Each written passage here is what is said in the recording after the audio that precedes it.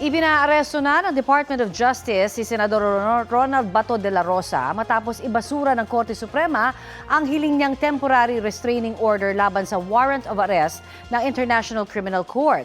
Kwinestyon naman ng mga abogado ni de la Rosa ang utos ng DOJ. Balitang hatid ni Darlene Cai. Senator Bato is a fugitive from justice, and he should be brought to the ICC to face the charges before him. The Philippine law enforcement agencies, which would include the PNP, the National Bureau of Investigation, are now tasked to effect the arrest of Senator Bato de la Rosa. May hawak na raw silang impormasyon sa kinaroroonan ni Senador Ronald Bato de la Rosa. Definitely there are leads. As to the exact leads, I cannot discuss them. First, I'm not privy to those leads. They are available to our law enforcement agencies and to their units, and let them do their work. Hopefully, we do it as fast as we can. Wanted si De La Rosa ng International Criminal Court bilang isa sa mga co-perpetrator sa kasong crime against humanity of murder kaugnay ng madugong war on drugs ng Duterte administration. Ayon kay DILG Secretary John Vic Remulla, nakahanda silang ipatupad ang utos ng DOJ. Sa isang text message sa GMA News, sinabi niyang 225,000 na puwersa ng Philippine National Police ang pakikilusin para rito. Inalerto na rin ni PNP Chief Police General Jose Melencio Notades Jr. ang mga tauhan ng PNP Maritime Group at Aviation Security Group laban sa posibilidad ng paglabas ng bansa ni De La Rosa.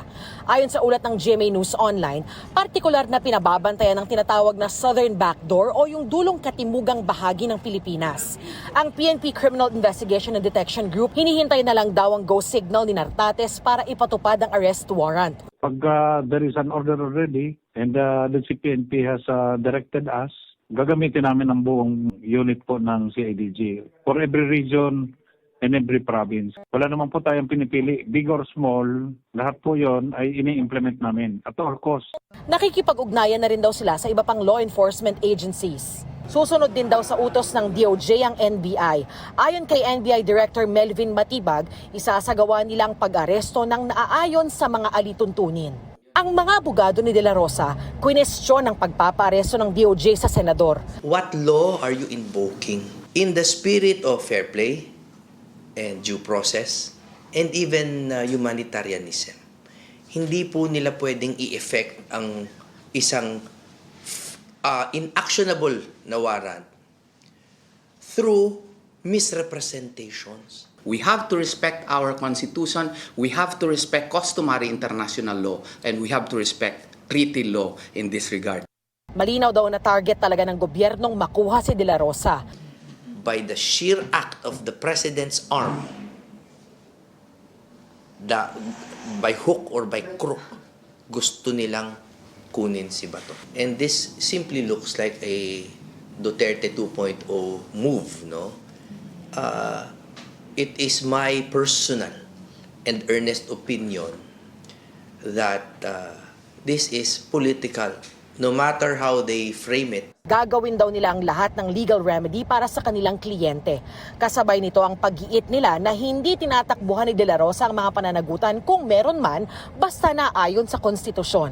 Proper cases can be filed in our country because we have a healthy prosecutorial system, we have a healthy judiciary. Ngayong itinuturing na ng pamahalaan na pugante si Senator Bato de la Rosa ay nagbabala ang Justice Department sa mga tutulong na makapagtago o makatakas siya. Nangihingi rin sila ng kooperasyon sa mga may impormasyon kung nasaan ngayon si De La Rosa. Ang sa akin din pong pakiusap, those who might be aiding or abetting or helping Senator Bato evade the law, there are consequences. Alam natin na sa panuntunan ng rule of law may pananagutan. Kung nagtago, hindi lamang po sa mata ng batas ng Pilipinas, pati rin po sa batas ng ICC. Nakaalerto pa rin daw ang Bureau of Immigration sakaling magtangkang lumabas ng bansa si De La Rosa. Pero sa ngayon, wala pa raw nakitang record ng Bureau of Immigration na umalis na siya sa Pilipinas. As far as I know, there is an application for an Interpol Red Notice. Of course, I mean, that is a remedy available to us. Para sa mga kaanak ng mga biktima, ayon sa kanilang abogado, ang pagbasura ng Korte Suprema sa hiling na TRO ni De La Rosa ay nangangahulugan na wala ng legal na hadlang para ipatupad ang arrest warrant. Hindi po dapat naiiba si Senator Bato. Kahit po siya po ay isang sitting senador, wala pong pagkakaiba kasi ang mga senador natin, hindi naman po sila nakakataas sa batas. Kung paano po ito pinatupad ng executive sa kay former President Rodrigo Duterte, ay sana patas din po ang pagpapatupad sa kay Senator Bato de la Rosa. Ayon na rin po ito sa ating batas sa RA 9851. Sakaling maaresto si De La Rosa, maaari na ba siyang ipadala sa dahig? Tingin ng 1987 Constitution framer at retired Supreme Court Associate Justice. Palagay ko pwede siyang arestuhin dahil wala nang restraining order. Pero whether or not Yun nga. ipadala na kaagad, depende sa interpretasyon ng batas. At ito ay pending sa Supreme Court. Sabi naman ng DOJ, These are operational matters that I cannot discuss so that we don't defeat the purpose of the arrest, which is the ultimate objective is to bring him to the ICC.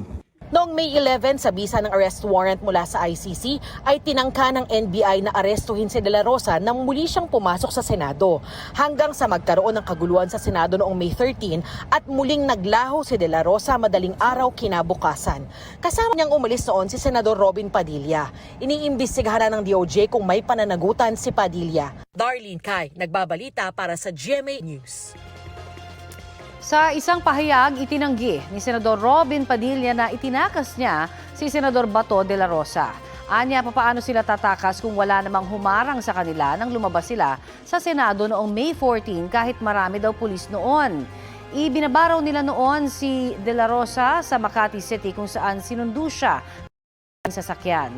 Sabi pa ni Padilla, hindi niya maituturing na pugante si de la Rosa lalo kung dahil lang anya ito sa impluwensya ng ibang bansa.